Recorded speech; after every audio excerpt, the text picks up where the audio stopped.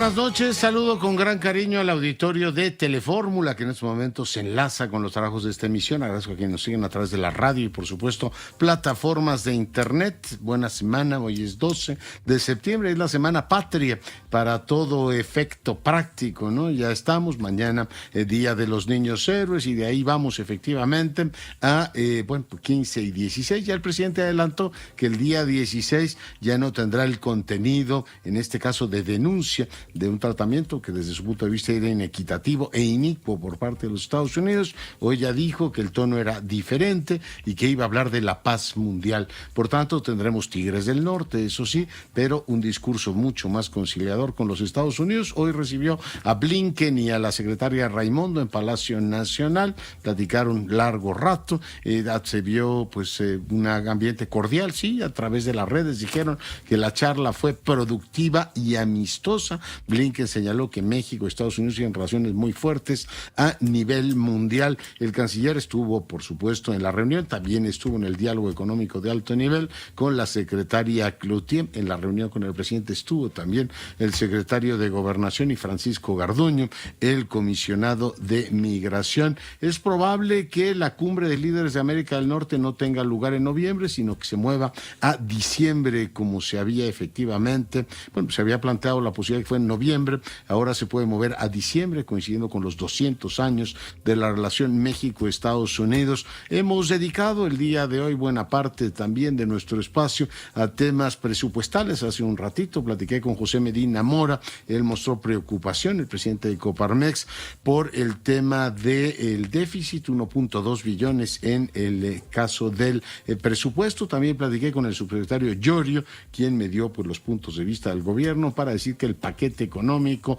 2023 es balanceado y que tiene a las finanzas públicas en orden. En más información, quiero decirle que comenzó la vigilia en honor de la reina Isabel II, encabezada por el rey Carlos III. Todo el mundo podrá ver el féretro donde descansa y despedirse de ella durante un día completo. Los restos mortales de su majestad llegaron a la Catedral St. Giles de Escocia. También quiero decirle que el día de hoy el presidente reveló el nombre de quien lo representará en los funerales de su majestad. Será Marcelo Ebrard, el canciller de la República. Lo que se pone cada vez más tensa es la situación en Ucrania. Por supuesto, los rusos están retirándose de algunas posiciones que ya tenían controlados. Los ucranianos reivindican una recuperación de parte de su suelo nativo, es decir, de su propia patria. Y en estos momentos hay incertidumbre sobre lo que puede ser el fin de una guerra. México va a hablar de la necesidad de una tregua, será el discurso que lleve el canciller a la próxima reunión de la Asamblea General de Naciones Unidas. Le comento que solicita la Fiscalía ficha roja a Interpol en contra de 3 personas que están vinculadas en la mina del Pinabete, allá en Coahuila. Un juez concede prisión domiciliaria a Miguel Ángel Félix Gallardo, conocido como el jefe de jefes. Dice que por una cuestión de salud podría salir, pero no lo hará porque tiene efectivamente 2 expedientes abiertos. En más información, el presidente de la República expresó su aprobación a la iniciativa del PRI de ampliar 4 años el uso de las Fuerzas Armadas en tareas de seguridad y que se realice una consulta para decidir su continuidad. El presidente le pareció bien esta idea, ahora propuesta por el Revolucionario Institucional. Me permite que hagamos una breve pausa, regresamos en un instante. Le adelanto que hoy platicaremos con Juan Villor a propósito de la muerte del rey de Redonda, Javier Marías. Volvemos. Seguimos con la información, estamos escuchando el Tamerlano de Händel, una ópera preciosa. Seguimos con la información, voy ahora hasta Londres contigo, Celia, muy buenas noches.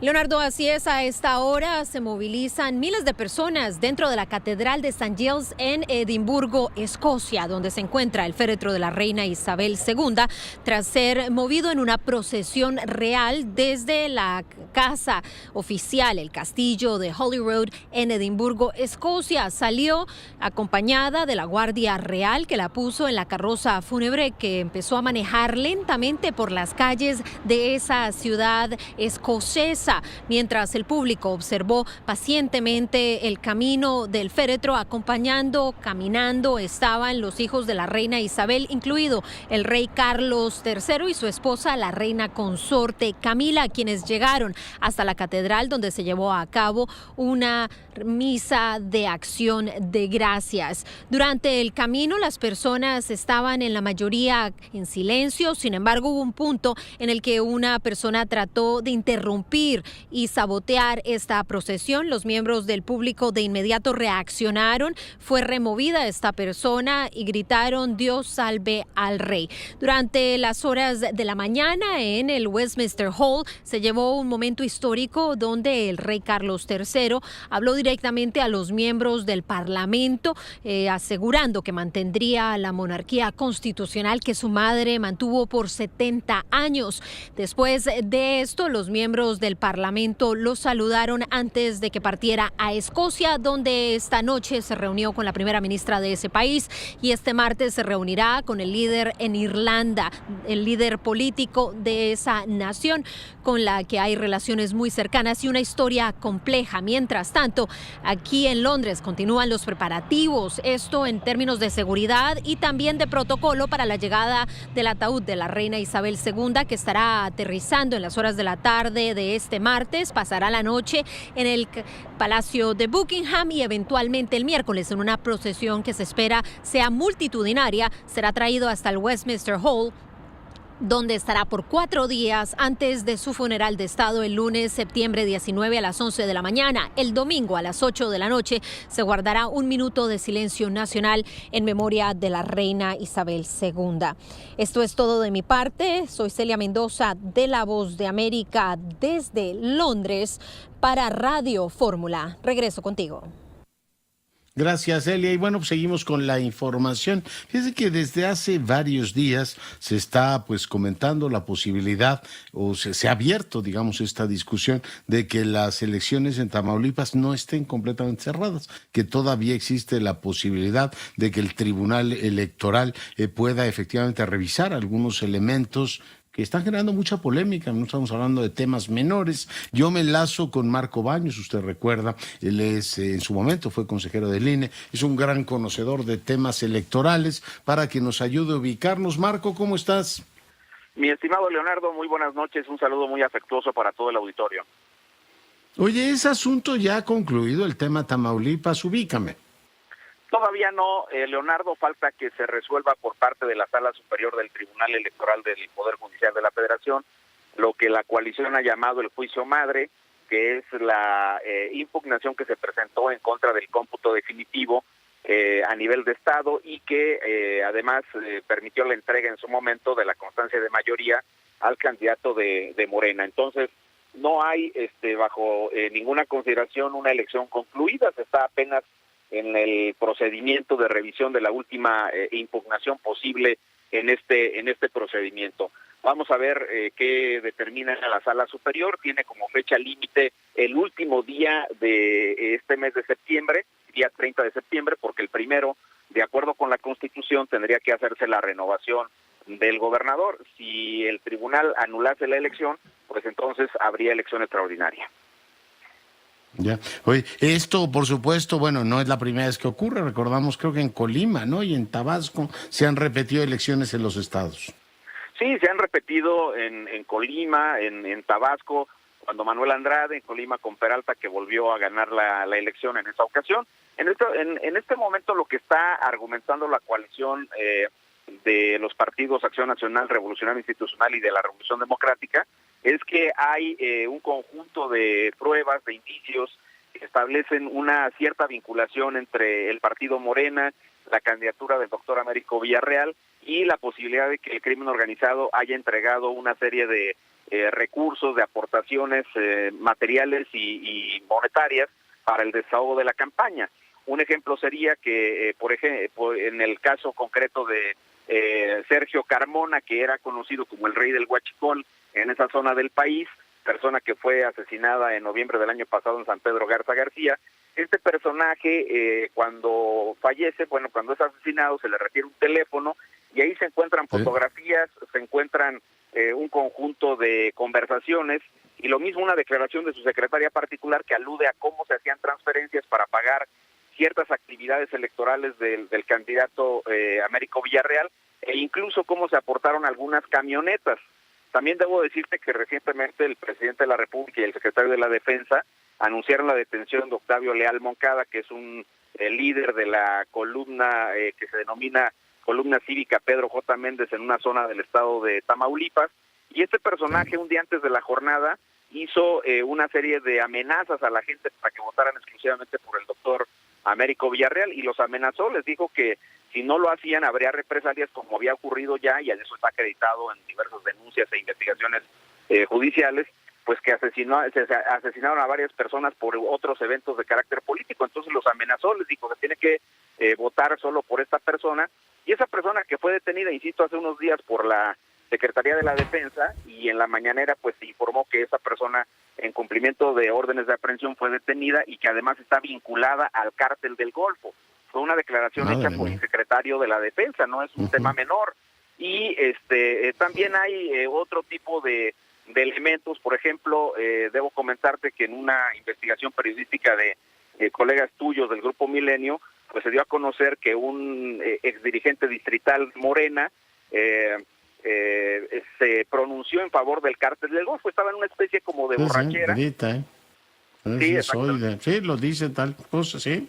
Sí, estaba en pleno festejo y gritaba arriba el cártel del Golfo, y después, ya en su sano juicio, por decirlo coloquialmente, pues reconoció que él había grabado ese video.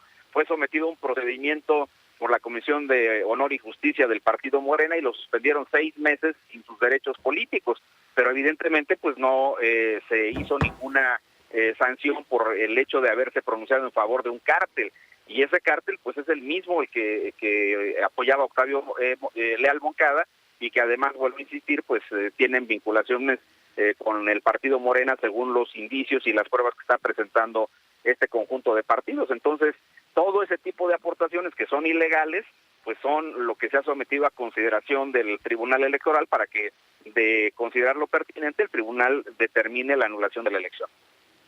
Qué tema más delicado, Marco. Pues muy agradecido por el tiempo que nos hayas aclarado el punto. Gracias, doctor Curcio. Un honor para mí saludarte, y saludo también afectuosamente a todo tu auditorio. Gracias, Marco Baños. Usted recuerda, un experto en temas electorales, en su momento consejero del Instituto Nacional Electoral. Seguimos con la información. Vamos ahora a enlazarnos con mi compañera Sara Pablo. Sara, muy buenas noches. ¿No la tengo? A ver, me dicen, no vamos con Sara Pablo. Me dicen que tenemos a María Marván en la línea, cosa que me alegra muchísimo. Doctora Marván, buenas noches. Muy buenas noches, Leonardo. Muy buenas noches a ti y al auditorio. ¿Qué tema ponemos sobre la mesa el día de hoy, María? Pues mira, la semana pasada se presentó el proyecto de presupuesto y por supuesto hay que hablar de el incremento tan grande que va a haber para el gasto social en un año electoralmente importante, y sobre todo el tema que nos preocupa en Transparencia Mexicana tiene que ver con la transparencia o la falta de transparencia en el padrón de beneficiarios y en las reglas de operación. Venimos viendo un incremento a lo largo de todo el sexenio con una serie de programas sociales, con una concepción de gasto social sumamente asistencialista que busca dar dinero directamente a la gente. En algunas cosas podría hacer cierto sentido, como por ejemplo en los programas para las personas de la tercera edad. En otras cosas, pues no importa cuánto dinero le des a una familia, por ejemplo, no hay dinero que sustituya la escuela de tiempo completo, porque no se trata nada más de darles el dinero que sustituya la comida, sino propiamente la escuela de tiempo completo, además de proveer una comida más para los chicos y chicas de primaria que están inscritos en ella. Era un programa pedagógico completo que suponía actividades y sobre todo que los chicos no salgan después de 4 horas de escuela a estar pues sin la supervisión de un adulto, no precisamente una supervisión como nana, sino una cuestión de desarrollo pedagógico, en donde pues no importa cuánta comida le des, no hay manera de sustituir eso, porque pues las madres son las que tienen que ver qué hacen con los chicos. Ya el día de hoy ordenó una juez que no se puede suspender el programa de escuela de tiempo completo. Creo que son de las cosas que hay que ir revisando poco a poco en el presupuesto con todo detenimiento para realmente darnos cuenta qué tipo de política social queremos crear, y cuál es la transparencia que tiene que tener, insisto, tanto en el padrón de beneficiarios como en las reglas de operación y en el mejor de los casos, por supuesto, también la evaluación de resultados.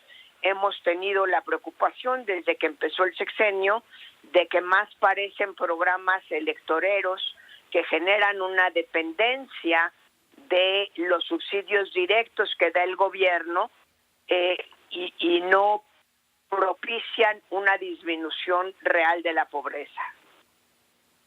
Ya, pues todo el debate efectivamente sobre la transparencia presupuestal, que es un asunto que en muchos países ha tenido una evolución muy notable usando las nuevas tecnologías, ¿no? Incluso hay con georreferenciación, geolocalización, la posibilidad de seguir casi, pues no te diré peso por peso, pero sí cada uno de los programas, monitorearlos, cómo se están aplicando en todo el territorio. María. Por supuesto, y aquí tenemos la tensión que sí existe, hay que reconocer que en Europa es más fuerte, entre la transparencia de los datos del beneficiario y al mismo tiempo la protección de datos personales, que sí hay que buscar ahí que haya un equilibrio, pero que creo que sí se puede lograr una transparencia muy grande, porque además hay una cuestión que es muy curiosa en nuestro país, y eso lo pudimos comprobar estando en el IFAI, y creo que no ha cambiado mucho en esa lógica. En México no es una razón de vergüenza el estar adscrito a un padrón de beneficiarios. Al contrario, hay un cierto orgullo de decir, pues yo tengo la posibilidad de recibir 2, 3, 4 beneficios, el de la escuela de los niños, el del viejito, etcétera. Entonces creo que ahí también hay una cuestión cultural que no debe servir de pretexto y que es indispensable la transparencia de padrón de beneficiarios, porque es una cuestión de ley, tanto desde la perspectiva de la transparencia como también de el manejo de las cuestiones electorales.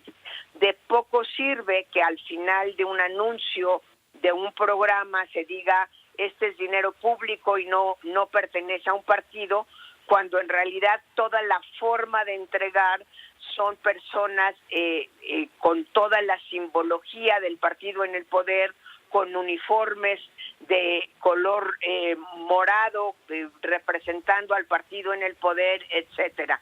Es decir, sí es indispensable tratar de separar el uso electorero de estos programas, que pues en un año que digamos tenemos la elección de Coahuila y del Estado de México, pero empieza ya el proceso, recordemos que en septiembre empieza el proceso de la sucesión del 24, el abuso y el uso electorero de los programas de política social, creo que es algo de lo que debemos de estar muy alerta y exigir que no sea así. Sí, claro. María, pues muy agradecido por tu comentario y te mando un gran abrazo. Igualmente, Leonardo, un abrazo para ti, para todo el auditorio. Muy buenas noches. Buenas noches, la doctora María Marván, presidenta del Consejo Rector de Transparencia Mexicana. Y bueno, pues hoy el presidente, como le decía, decidió que ya el tono chicoche se jubilaba y ahora pues íbamos a cantar una de ABBA, o supongo que algo así, muy romántico con los Estados Unidos, porque todo va pero a pedir de boca, ¿no? Todo es miel sobre hojuelas en esta relación, dice el presidente, que ellos cambiaron el tono, él por supuesto también. Supongo que es aquello de que amor con amor se paga. Sara Pablo, adelante. ¿Cómo estás, Leonardo? Muy buenas noches. Sí, hoy el presidente Andrés Manuel López Obrador, pues, reveló que ya está preparando su discurso para el próximo 16 de septiembre durante el desfile por el Día de la Independencia, por el aniversario, y bueno, el Ejecutivo rectificó, aclaró que durante este discurso pues no va a ser una defensa del sector eléctrico como lo había anticipado, y que no se va a referir a estas consultas solicitadas por Estados Unidos y Canadá en el marco del Tratado de Libre Comercio de Norteamérica. Explicó que este cambio de parecer pues es debido a que en la carta que recibió de su homólogo estadounidense Joe Biden cambió el tono, dijo, y reafirmó el respeto a la soberanía de México. Entonces, pues dice el presidente, no tiene sentido alentar las diferencias. Así fue como lo informó.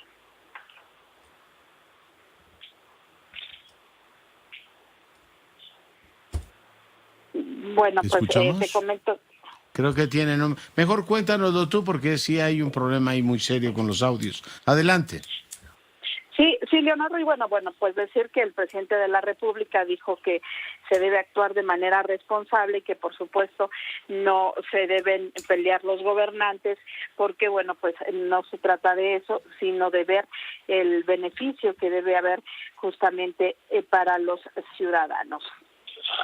Referirme el 16 a ese tema, voy a hablar sobre la paz en el mundo. Es que hay un tono distinto, una actitud de respeto. Mejor dicho, es la reafirmación del respeto a nuestra soberanía. Y lo que sucedió, como la consulta, el tono, el modito, diría el presidente Carlos, pues no fue el más diplomático, ni lo que merecemos. Entonces se entendió que no es por ahí, que hay disposición del presidente Biden, y por eso no tiene caso seguir alentando diferencias. Vamos a seguir buscando la unidad que nos conviene. No nos podemos pelear porque está de por medio del interés de nuestro pueblo. Pues ahí las palabras, y ya con este ánimo hoy se reunió en Palacio Nacional con el secretario de Estado de Estados Unidos, Anthony Blinken, quien llegó, bueno, pues con un fuerte dispositivo de seguridad, nada que ver con otros funcionarios de Estados Unidos que han visitado Palacio Nacional. La reunión duró 2 horas, esto significa 40 minutos más de lo que estaba prevista. Decir del canciller Ebrard, pues hubo un buen ambiente, dijo que fue una buena conversación, y sostuvo que este encuentro pues no tocó temas como por ejemplo el tráfico de armas, y que en particular estas consultas en materia de electricidad que han solicitado Canadá y Estados Unidos ocuparon apenas el 5% de la conversación, porque se dijo que esto marcha por otra vía. El propio presidente López Obrador en su cuenta de Twitter dijo que se trató de una productiva y amistosa reunión, y puso una fotografía tanto con el secretario Blinken como con la secretaria de Comercio de Estados Unidos, Gina Raimondo. En breve entrevista el canciller detalló que se invitó a nuestro país a formar parte del nuevo paquete de inversión que anunció el gobierno de Joe Biden en cuanto a producción de semiconductores y electromovilidad, y pues ya también se dialogó de un nuevo encuentro que va a haber en materia de seguridad, el diálogo por la seguridad, que va a ser en Washington en octubre, y la Cumbre de las Américas, que está prevista para que sea en diciembre aquí en nuestro país, Leonardo. Muy bien, pues muchas gracias. Lo mandan a diciembre, la cumbre de líderes que originalmente estaba prevista para noviembre. Te agradezco mucho el reporte, Sara. Hasta luego, muy buenas noches. Oiga, y tema de las corcholatas, estaba echando un vistazo a mi Twitter, pues está todo lo que da, ¿no? Y hay un hashtag de con Marcelo, sí, y hay un montón de expresiones en favor del canciller de la República. Hoy leí a Sergio Sarmiento diciendo que fue a San Miguel Allende y le tocó ver un montón de espectaculares de Claudia Sheinbaum. Además nos enteramos, bueno, pues aquello de que contrató a una serie de, en este caso, empresas, pues, 400,000 pesos, dice que se le pagó en este caso al asesor de Petro. Hoy publica Loret también más información sobre el particular. Y bueno, pues veía en la prensa esta mañana que el secretario de Gobernación también tiene sus carteles y espectaculares por todo el país. Está todo lo que da la guerra de las corcholatas. Salomón Chertorivsky, adelante. Hola, querido Leonardo, te saludo con enorme gusto como siempre. Bienvenido y feliz cumpleaños. Eres un gran amigo, te agradezco mucho. Escuchamos tu comentario, querido Salomón. Sí, mira, Leonardo, y veo que hoy tuviste una plática con el subsecretario de Hacienda. Ya estabas platicando de presupuesto con María Marván, pero creo que es muy importante y vamos a tener que seguir con este tema y tratando de desgranar cada uno de los detalles, Leonardo. La semana pasada lo recibimos en Cámara de Diputados. Déjame decirte que el paquete económico, primero, en los criterios generales, ya lo decías tú, para muchos de nosotros se ve con cifras un poco alegres. Empezando por el crecimiento, el paquete económico dice que en 2023 creceremos al 3%, cuando las estimaciones del Banco Mundial, de la OECD, del propio Banco de México, te dan un crecimiento entre 1.3 y 2.4. Por otro lado, el cálculo de la inflación para el próximo año también pareciera muy bajo. Se calcula en 3.2%. Y las estimaciones, insisto, también la encuesta de Banjico a los especialistas, otras fuentes te calculan que va a estar arriba del 3.1% y hasta el 6%.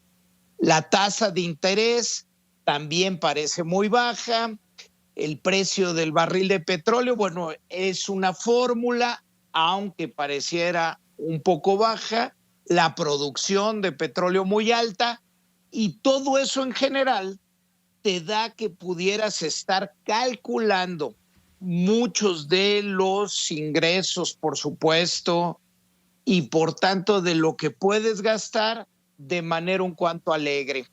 Esto, Leonardo, pues ocupa y preocupa, por supuesto, y además, déjame decirte antes de entrar a los detalles, que esto nos lleva a una discusión que hace mucho quizá no teníamos tan fuerte y que va a estar centrado en lo macro.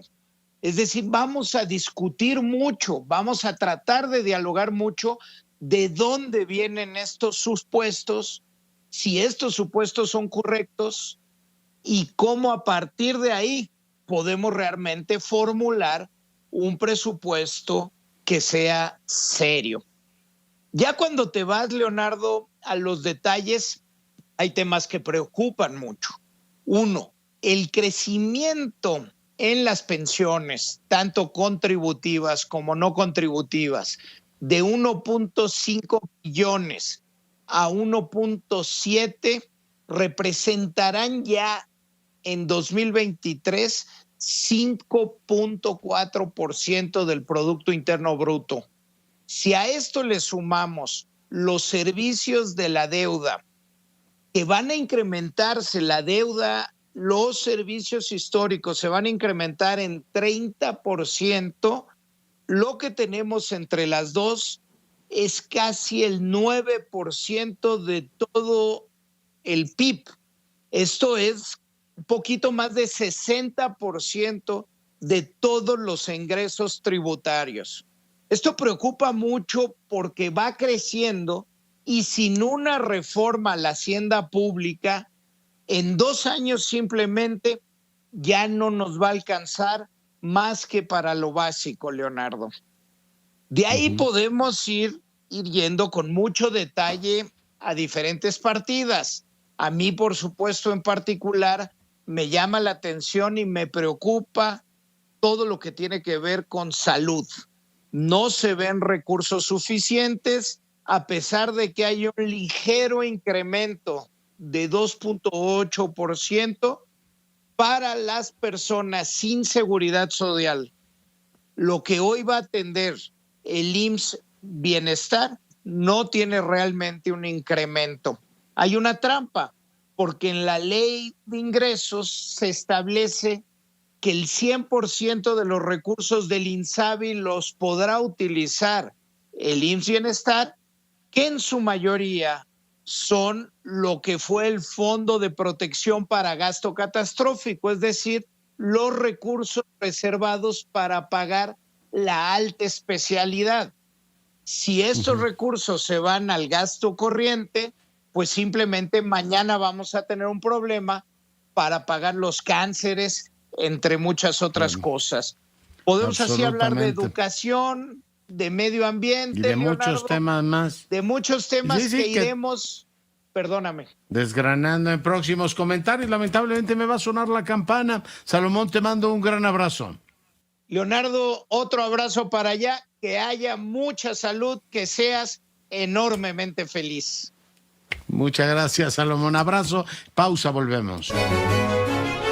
Bueno, y con profundo dolor le informo que el reino de Redonda no tiene rey y no tiene sucesor, por supuesto, y las letras españolas las letras en nuestra lengua, están de luto porque el gran Javier Marías ya no está entre nosotros. Yo le agradezco mucho al escritor y miembro del Colegio Nacional, Juan Villoro, que el día de hoy converse con nosotros. Juan, bienvenido.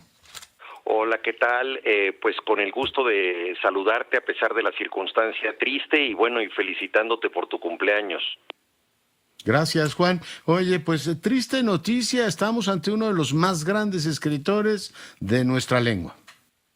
Sin duda alguna, Javier Marías fue un extraordinario novelista, se puede decir que tenía un estilo tan personal que era posible reconocerlo en cada una de sus páginas. Son pocos los escritores que logran ese estilo que es casi el de un lenguaje privado, como si reinventaran la lengua para nosotros, una gran capacidad psicológica que apareció en novelas como Corazón tan blanco, Mañana en la batalla piensa en mí y tantas otras obras, también un notable ensayista, un aguerrido columnista de la prensa, en fin, una figura insoslayable y pues su muerte a los 70 años nos ha consternado y nos ha dejado pues hundidos en la tristeza a quienes somos sus lectores y además a quienes tuvimos la suerte de ser sus amigos. Entonces, esperábamos con ansia. Yo decía que como el coronel de Balzac, Chabert, algún día va a aparecer y nos va a decir, aquí estoy nuevamente con un nuevo libro, porque tengo la impresión que entre Berta Isla y Tomás Nevinson nos quedó debiendo la tercera parte de una trilogía, Juan.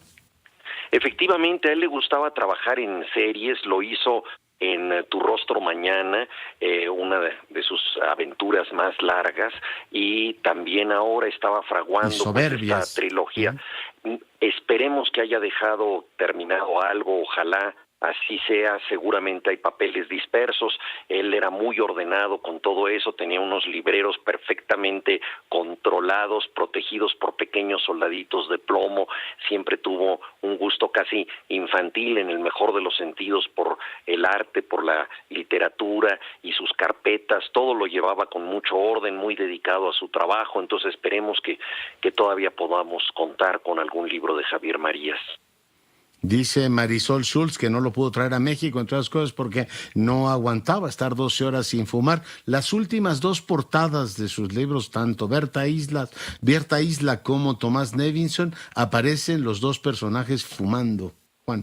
Sí, él fue un gran defensor del cigarrillo, un vicio que contrajo y que no pensaba dejar. Además, se puede decir que su literatura tiene este ritmo, esta cadencia, que en cierta forma es la del fumador que está aspirando y expirando, haciendo pausas, como Onetti, por ejemplo, que también tiene muchos personajes que fuman. Javier Marías fue pues un defensor de este vicio, sabiendo que podía pasarle factura, ¿no? Al mismo tiempo era un gran admirador de los deportes, especialmente del fútbol, y un hincha formidable del Real Madrid. Igual que tú, del fútbol, quiero decir, no necesariamente el mismo equipo, ¿no? No, nada que ver, porque yo soy fan del Barcelona allí en España, pero Javier, sí, tienes toda la razón. Javier Marías escribió uno de los textos más conmovedores que hay, que es no solamente algo relacionado con el fútbol, sino con la ética, y que podríamos nosotros llevar a cualquier tipo de contienda o de discusión, y es que él hizo un elogio del Fútbol Club Barcelona, siendo un acérrimo madridista, y ahí dice, pero ¿de qué sirve disputar un deporte si no honras a tu enemigo, a tu rival? Debemos nosotros considerar que no seríamos nada si no pudiéramos enfrentar al Barcelona. Debemos desearle lo mejor al Barcelona para que sea el mejor adversario posible. Con esa nobleza enfrentaba él el fútbol, y con esa misma nobleza discutió de muchos temas de ética y de vida pública en España. Oye, tenía un estilo fascinante porque al mismo tiempo que era profundamente madrileño, era también profundamente británico. Por lo menos logró combinar las dos culturas. De alguna manera se movía entre Shakespeare y Madrid con una soltura enorme. Buena parte de los títulos de sus libros tienen estos ecos de Shakespeare, pero al mismo tiempo una literatura en un español además precioso, Juan. Sí, hay un largo prejuicio, un prejuicio muy asentado que sostiene que los españoles son muy malos para aprender idiomas, especialmente para aprender inglés, pero Javier Marías desmentía esto, hizo una traducción formidable del Tristram Shandy de Lawrence Sterne con un aparato de notas minucioso. Tan solo eso le valdría un lugar en nuestra cultura, y tradujo muchos otros textos, tradujo a Stevenson, a mucha gente, y efectivamente, como bien dice, Shakespeare fue siempre una figura de referencia para él. Varios de sus títulos provienen de ahí, por ejemplo, Negra espalda del tiempo, que es un título muy poético, es de Shakespeare, y escribió una novela, Todas las almas. Ese Corazón tan blanco, por supuesto, es otro título que viene de ahí, y escribió una novela ubicada parcialmente en Inglaterra, en la Universidad de Oxford, que se llama Todas las almas. Todas las almas es precisamente el nombre de una de las facultades que hay en Oxford, ¿no? Que está organizada como claustros, ¿no? Entonces, bueno, Javier Marías le debe mucho a la lengua inglesa, y demostró que la literatura pues se trasvasa, pasa de una región a otra, y por eso fundó el único premio que existía en España en su tiempo para premiar a escritores de otras lenguas, porque él decía, bueno, le debemos mucho a otras literaturas, a mí me han dado premios en otros países, ¿por qué no hay un premio de este tipo? Yo tuve la suerte de ser jurado de ese premio, y el primero que otorgamos fue nada más y nada menos que a Coetzee, antes de que ganara el premio Nobel, el gran escritor sudafricano. Que ahora pues mucha gente discute que se quedó María sin el Nobel, a pesar de que apareció en un montón de quinielas. Además cultivaba, a mí me gustaban mucho los libros de una editorial, ¿no? Que personalmente tutelaba, Juan. Sí, él fue una persona muy generosa porque pues todas sus ganancias las daba para tareas filantrópicas, algunas relacionadas con el fútbol. Por ejemplo, él pasaba temporadas en la ciudad de Soria, que tenía un equipo no muy vistoso, pero que de pronto empezó a despuntar, el Numancia, y entonces él empezó a darles primas cada vez que ganaban, y aparte estaba el premio que he dicho de Reino de Redonda, y las ediciones en donde publicó, por ejemplo, a Jorge Ibargüengoitia. Él me pidió que yo hiciera una antología de las crónicas de Ibargüengoitia con un prólogo.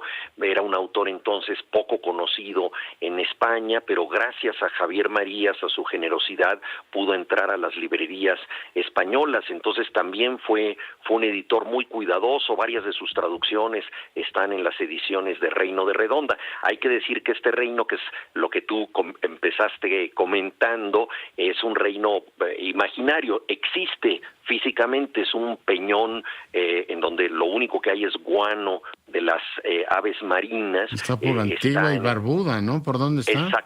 Exactamente, en el Atlántico, por ahí, por Antigua, un lugar que nadie visita más que unos cuantos pelícanos o gaviotas. Pero ¿no? Si tú eres, pero si tú eres duque de esa reina. Pues se le ocurrió a Javier que tener una especie de corte, y nombró a varios amigos duques, y bueno, tuvo la generosidad de nombrarme duque de Nochevieja, que es como se le dice en España al Año Nuevo, ¿no? Todo esto por un inglés que vino a México, un escritor, que salió a un balcón aquí y recibió un balazo de alegría, y eso siempre le sorprendió mucho a Javier Marías, porque la gente estaba disparando balazos para celebrar el Año Nuevo. Entonces esta bala de celebración era una bala perdida que le entró por el ojo y lo mató. Le pareció una manera un poco extraña de celebrar la alegría de los mexicanos, y entonces por eso me puso a mí el Duque de Nochevieja.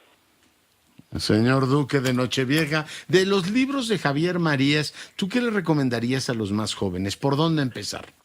Yo creo que es muy bueno el que tú mencionaste, Corazón tan blanco, ¿no? Desde la primera frase, no he querido saber, pero he sabido, ¿no? Hay muchas cosas de las que nos enteramos sin que queramos hacerlo, y oír algo nos compromete para siempre. De pronto somos nosotros los depositarios de un secreto que no queríamos tener.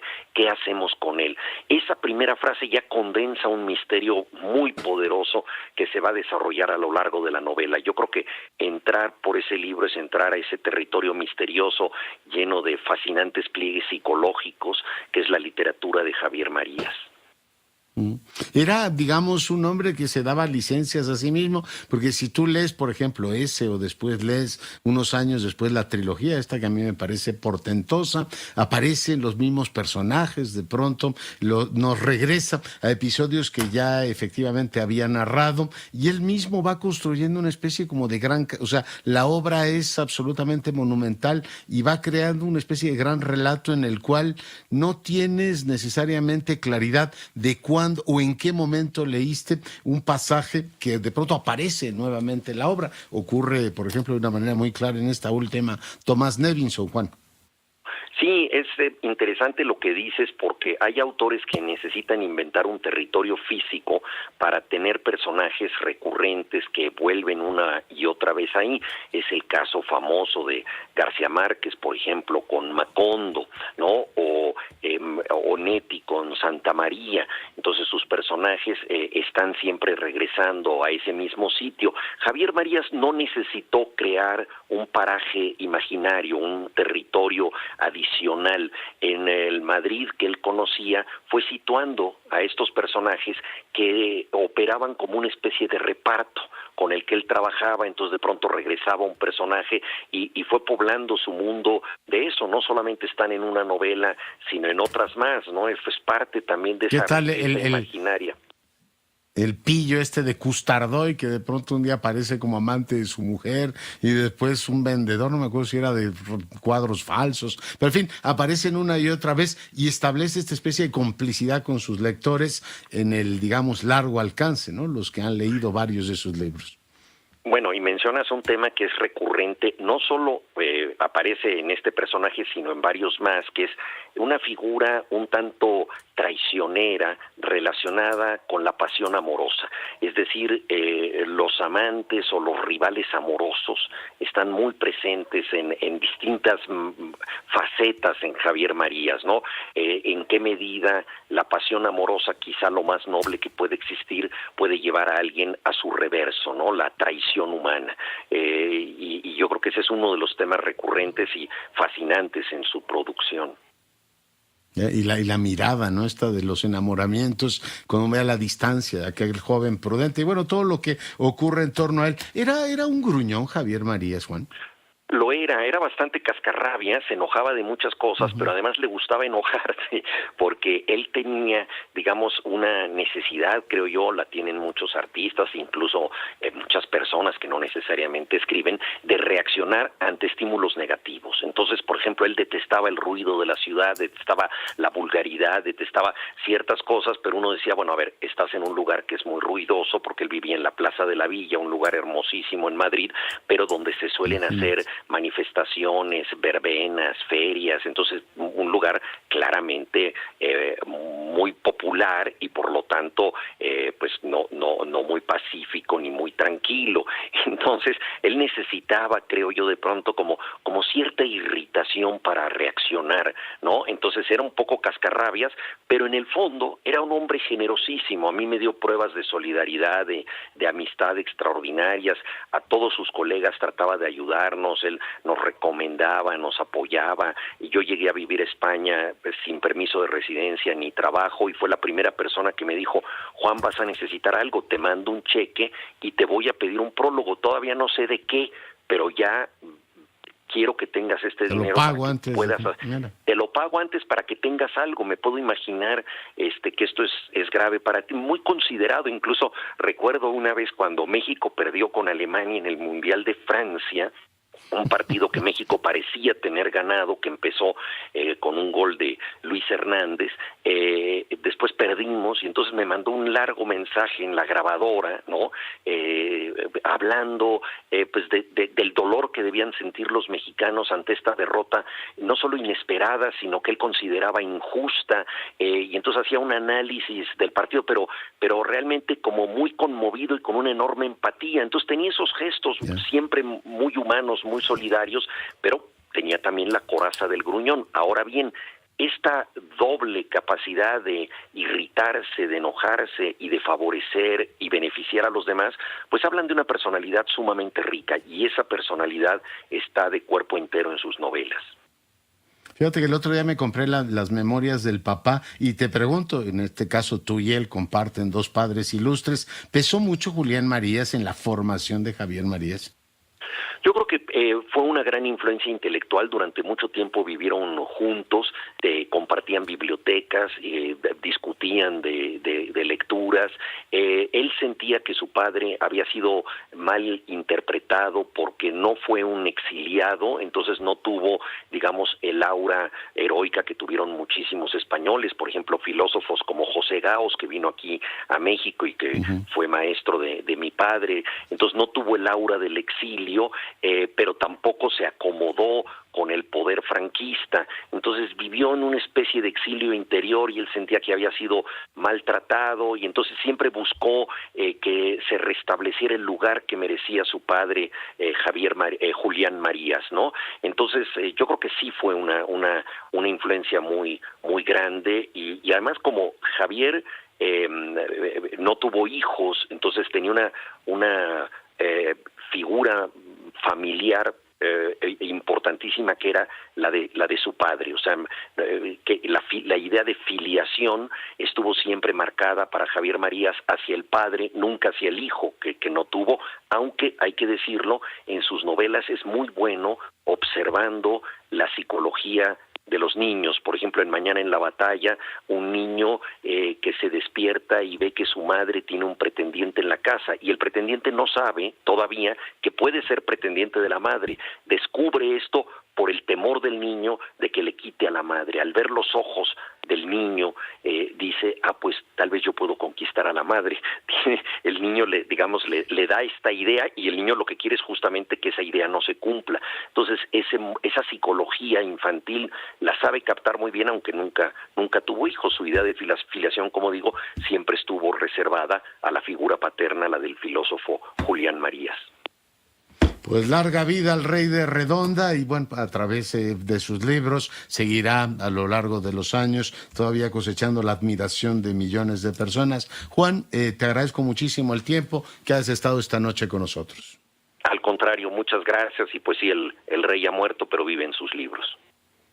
Gracias. Juan Villoro, miembro del Colegio Nacional, el día de hoy, para fortuna nuestra, comentando con usted la vida y la obra de este gran escritor que fue Javier Marías. El día de ayer falleció en Madrid. Y con esto nos vamos. Yo soy Leonardo Curcio, en nombre de todo el equipo. Le agradezco muchísimo su compañía, que nos haya acompañado esta tarde, noche. Nos vemos mañana, por supuesto, con toda la información. Cuídese y sea rabiosamente feliz. Se lo merece.